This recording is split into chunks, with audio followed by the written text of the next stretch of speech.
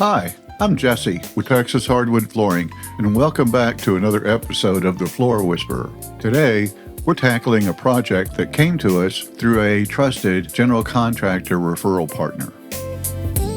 This home originally suffered water damage, and after that, a new, unfinished, engineered hardwood floor was glued down. Unfortunately, the previous flooring company applied 5 coats of polyurethane when the National Wood Flooring Association guidelines call for only 2. So it was critical to get this job done right.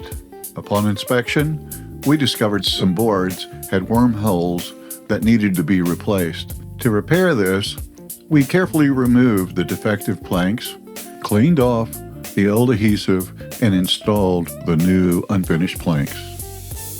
For extra strength and seamless fit, we applied adhesive not only to the bottom of the planks, but also to the tongue and groove connection for added strength. Once the prep work was complete, sanding began.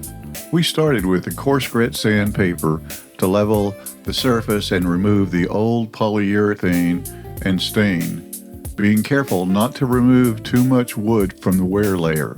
That would allow for future refinishing should the customer choose to change the color one day, or if they decided to sell their home and the new owner wanted to change the color. Sanding continues with medium and fine grits sandpaper to prepare the floor for the finish. The large drum sander sands the main areas of each room. The edger works along the walls where the big machine can't reach. This sanding process ensures a smooth and uniform surface across the entire floor. This homeowner wanted to recreate the floor's original color. To achieve this, we created samples directly on the floor next to the old shade that was left behind for comparison.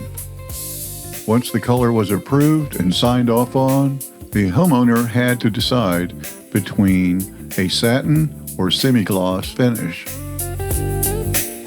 To match the original color, we created a special custom blend of 1 part golden oak and 5 parts oil-based polyurethane.